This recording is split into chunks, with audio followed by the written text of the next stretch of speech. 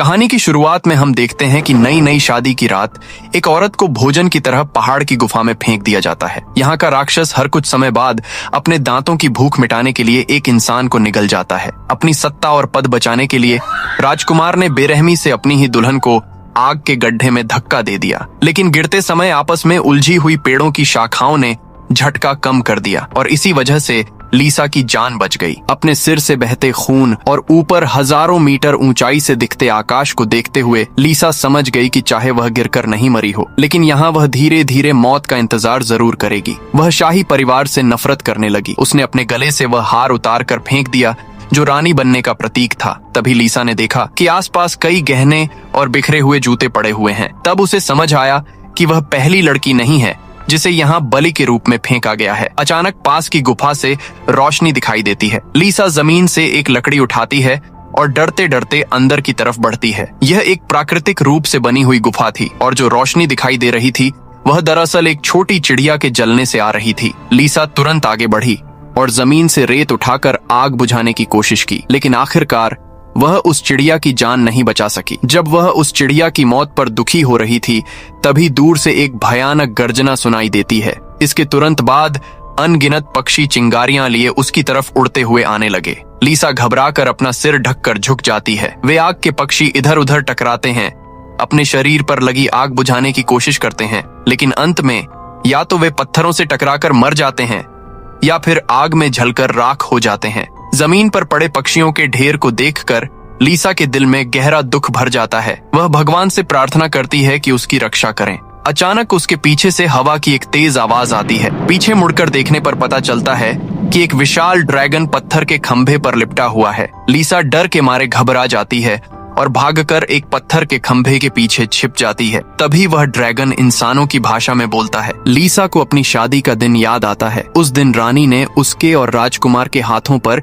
एक एक कट लगाया था, फिर दोनों के खून को मिलाया गया था। कहा गया था कि अब वह भी शाही परिवार का हिस्सा बन गई है, लेकिन अब समझ में आता है कि यह सब एक साजिश थी। यह दुष्ट ड्रैगन अपने शिकार को एक ही बार में खाना पसंद नहीं करता। उसे रोमांचक शिकार का खेल पसंद है। लीसा डर के मारे गुफा के बाहर की ओर भागने लगती है। ड्रैगन उसके पीछे आग उगलता है और लगातार उसका पीछा करता है। हालांकि गुफा का रास्ता बहुत संकरा था और ड्रैगन अंदर नहीं आ सकता था, लेकिन उसके मुंह से निकली आग लावा की तरह लीसा के पीछे पीछे बहती चली आ रही थी। आखिरकार एक मोड़ की मदद से लीसा उस लावे का रास्ता रोकने में सफल हो जाती है, लेकिन दुर्भाग्य से उसके जांघ पर लावे की छींटें पड़ जाती हैं। दर्द से वह जोर जोर से चीखने लगती है, लेकिन कम से कम फिलहाल वह ड्रैगन से बच निकलती है। लीसा अपने साथ रखी हुई छोटी छुरी निकालती है। वह अपनी पोशाक का एक टुकड़ा काटती है और उससे अपने घाव पर पट्टी बांध लेती है। दर्द और डर से उसका मन टूटने लगता है, लेकिन अपनी मृत मां को याद करके वह आगे बढ़ने का हौसला जुटाती है।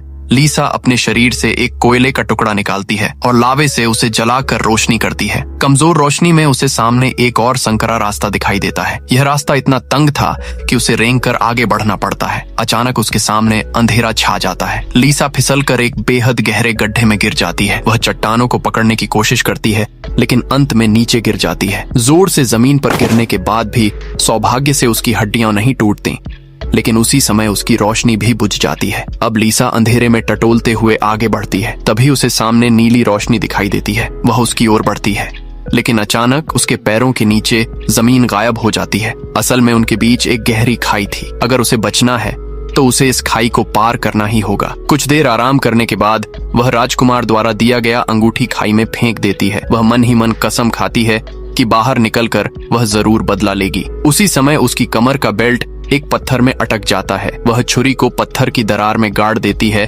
और धीरे धीरे ऊपर चढ़ने लगती है। कठोर इरादा ही कठोर पत्थर को तोड़ सकता है और केवल धैर्य ही चमत्कार पैदा कर सकता है। आखिरकार लीसा दूसरी तरफ पहुंच जाती है। वह देखती है कि जो चीज चमक रही थी वह दरअसल एक छोटा सा कीड़ा है। तभी उसे एक विचार आता है। वह अपने कंधे से कपड़े का एक टुकड़ा फाड़ती है और उसमें उन चमकने वाले कीड़ों को भरने लगती है। अगर ऐसे कीड़े ज्यादा हो जाएं तो वे रोशनी का काम कर सकते हैं। गुफा में आगे उसे पानी का एक स्रोत मिलता है, लेकिन पानी में कीड़ों की गंदगी मिली हुई थी, इसलिए वह पीने लायक नहीं था। सौभाग्य से ऊपर लटके बर्फ के टुकड़े पिघल रहे थे और उनका पानी साफ था। लीसा उनके नीचे खड़ी होकर मुंह खोलकर उस पानी को पीने लगती है, लेकिन उसे ध्यान नहीं रहता कि बर्फ बहुत तेजी से पिघल रही है। जब उसे एहसास होता है तब तक ड्रैगन का लावा उसके सामने आ चुका होता है। पहले के अनुभव के कारण लीसा जल्दी से वहां से भाग निकलती है। वह एक पत्थर की गुफा में छिप जाती है। वह देखती है कि दीवारों पर बहुत सारे नाम लिखे हुए हैं। ये उन सभी लड़कियों के नाम थे जिन्हें पहले बलि के रूप में यहाँ भेजा गया था। वे भी कभी लीसा की तरह यहाँ छिपी थीं, लेकिन आखिरकार वे अपनी किस्मत से नहीं बच सकीं। रात होते ही गुफा बेहद ठंडी हो जाती है। नींद और थकान के बीच लीसा को उन लड़कियों के आखिरी पलों की झलक दिखाई देती है। कुछ डर से कांप रही थीं, कुछ शांत थीं, कुछ पत्थर की दीवार पर अपना नाम लिख रही थीं। अचानक उसकी टांग में दर्द होता है और वह होश में आती है। वह देखती है कि वे चमकने वाले कीड़े उसके घाव पर चिपक गए। घबराकर वह उन्हें हटाती, लेकिन तभी उसे हैरानी होती है कि उसके घाव पूरी तरह ठीक हो चुके। उसे अपनी आंखों पर विश्वास नहीं होता। वह एक कीड़े को अपने हाथ के घाव पर रखती और सच में वे कीड़े घाव भरने की क्षमता रखते हैं। इसके बाद लीसा को दीवार पर एक नक्शा दिखाई देता है। ध्यान से देखने पर उसे बाहर निकलने का रास्ता समझ आता है, लेकिन उस रास्ते में एक खतरनाक चट्टान है जो हीरों से भरी हुई है। बहुत दिनों बाद सूरज की रोशनी देखकर उसका दिल खुशी से भर जाता है, लेकिन खतरा अभी भी खत्म नहीं हुआ। वह अपने कपड़ों को फाड़कर पट्टियां बनाती है, उन्हें अपने हाथों और पैरों पर लपेटती है ताकि चढ़ते समय हीरों की धार से कट न जाए। सौभाग्य से उस जगह से ड्रैगन नहीं गुजर सकता। इसी वजह से लीसा किसी तरह बच निकलती है। वह पहाड़ की चोटी पर पहुंच जाती। आजादी की हवा उसे पुकार रही थी, लेकिन उम्मीद जितनी जल्दी आई थी उतनी ही जल्दी खत्म भी हो जाती। लीसा जमीन पर बैठ जाती है और निराश होकर रोने लगती है। तभी दूर से घोड़ों की टापों की आवाज आती। लीसा पूरी ताकत से चिल्लाने लगती है, लेकिन दूरी ज्यादा होने और तेज हवा के कारण नीचे मौजूद सवार उसकी आवाज नहीं सुन पाते। आवाज वहां तक नहीं पहुंचती। लीसा बचकर नहीं निकल सकती। राजकुमारी लीसा बचकर नहीं निकल सकती। फिर राजकुमारी वापस उसी चट्टान के किनारे पहुंचती है जहां वह पहले आई थी। वह सीधे छलांग लगाती है और तुरंत अपनी छुरी पत्थर की दरार में घोंप देती है और उसी सहारे धीरे धीरे ऊपर चढ़ने लगती है। इसके बाद वह पत्थर की दीवार से कुछ चमकने वाले कीड़े पकड़ती है। फिर वह अपने शरीर पर ड्रैगन की गंदी मिट्टी मल लेती है ताकि अपने शरीर की गंध छिपा सके। इसके बाद वह ड्रैगन के साथ मरने मारने का फैसला करके अपने बाल काट देती है। ड्रैगन की गुफा के पास पहुंचकर वह जमीन पर पड़ा हुआ कवच उठा लेती है। फिर वह तलवार और कवच की मदद से एक साधारण टाइम डिवाइस बना देती है जो थोड़ी देर बाद आवाज करेगा। जमीन पर मरे पड़े अपने पिता को देखकर उसके दिल में अचानक गहरा दुख भर जाता है, लेकिन उसे याद आता है कि उसकी छोटी बहन अभी भी खतरे में है। वो आंसू रोकते हुए जमीन में धसी अपने पिता की तलवार निकालती है और चुपचाप ड्रैगन की गुफा की ओर बढ़ जाती है। ड्रैगन पहले से ही अनुमान लगा चुका था कि लड़की अपनी बहन को बचाने जरूर आएगी, इसलिए वो उसके आने का इंतजार कर रहा था। उसी समय राजकुमारी द्वारा बनाया गया टाइम डिवाइस आवाज करने लगता है। उस आवाज से ड्रैगन का ध्यान उधर चला जाता है। ड्रैगन को लगता है कि लड़की आ गई है।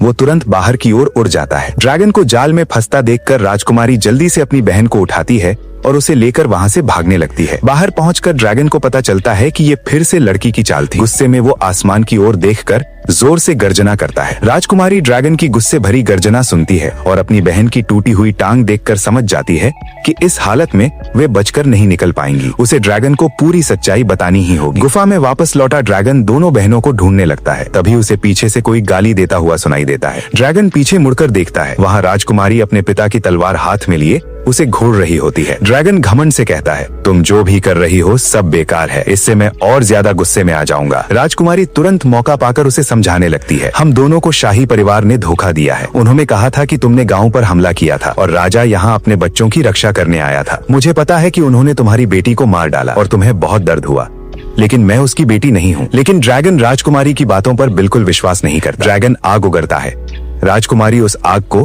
पास के पानी के तालाब की तरफ मोड़ देती है। तालाब का पानी उसे तुरंत जलकर राख होने से बचा लेता है, लेकिन उसकी बांह फिर भी बुरी तरह जल जाती है। वो दर्द से तड़प उठती है। तभी ऊपर से उसकी बहन उसे एक तलवार फेंकती है। राजकुमारी दर्द सहते हुए तलवार उठाने की कोशिश करती है ताकि वो फिर से ड्रैगन से लड़ सके, लेकिन ड्रैगन एक ही पंजे से उसे जमीन पर गिरा देता है और अपने तेज पंजे उसके शरीर में घोंप देता है। वो अपने दिल का गुस्सा निकाल रहा होता है। दर्द से तड़पती राजकुमारी अचानक अपनी छुरी निकालती है और पूरी ताकत से ड्रैगन की आंख में घोंप देती है। अचानक उठे दर्द से ड्रैगन उसे दूर फेंक देता है। राजकुमारी जमीन से तलवार उठाती है और गुस्से से ड्रैगन को घूरती है। ड्रैगन की आंख घायल हो चुकी होती है और उसकी नजर धुंधली हो जाती है। राजकुमारी तलवार लेकर उसकी ओर दौड़ती है। एक सुंदर साइड स्लाइड के बाद वो तलवार सीधे ड्रैगन की गर्दन में घोंप देती है। ड्रैगन कहता है, I am not one of them, I smell it in your blood.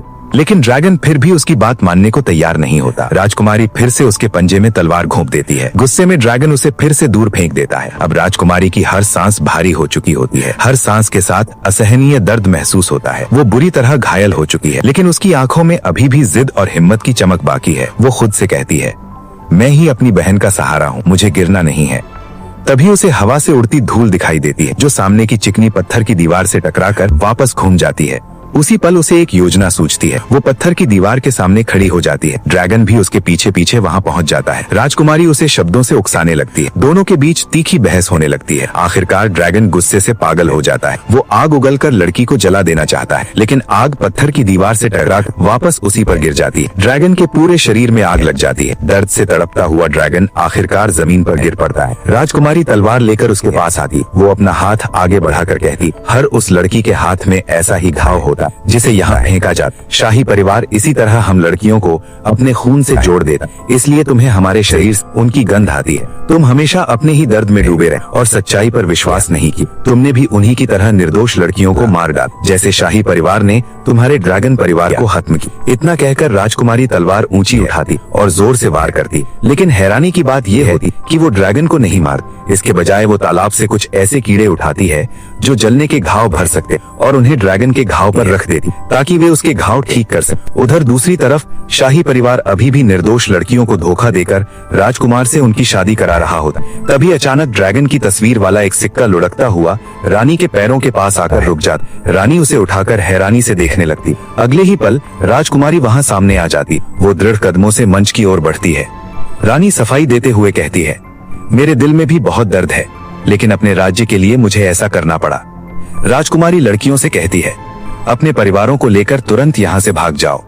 रानी ये देखकर फिर से ऊंची आवाज में घमंड भरे ऊंचे अंदाज में राजकुमारी को धमकाने लगती है, लेकिन राजकुमारी केवल तिरस्कार भरी हल्की मुस्कान देती है। फिर वो रानी से कहती है, तुम लोगों के अच्छे दिन अब खत्म होने वाले हैं। अगले ही पल एक ड्रैगन आसमान से नीचे आ गिरता है। वो बिना किसी दया के शाही परिवार के लोगों पर सीधे आग की एक विशाल लपट उगल देता है। रानी उस भयानक आग की तपिश में पल भर में राख बन जाती है। पूरा महल और शाही परिवार के सभी सदस्य उस भयानक आग में जलते जलते धड़ाम से ढह जाता है। और उसी समय राजकुमारी धीरे धीरे महल से बाहर निकलती है। उसके ऊपर आसमान में ड्रैगन उसके साथ उड़ रहा होता है। कुछ समय बाद वे दोनों जहाज में बैठकर अपने राज्य की ओर लौटने लगते हैं। तभी अचानक आसमान में एक विशाल ड्रैगन उड़ता हुआ दिखाई देता है। अब वो ड्रैगन राजकुमारी की सबसे करीबी साथी बन चुका होता है और अब वो राजकुमारी के साथ मिलकर एक और भी शक्तिशाली राज्य बनाने की ओर बढ़ती है।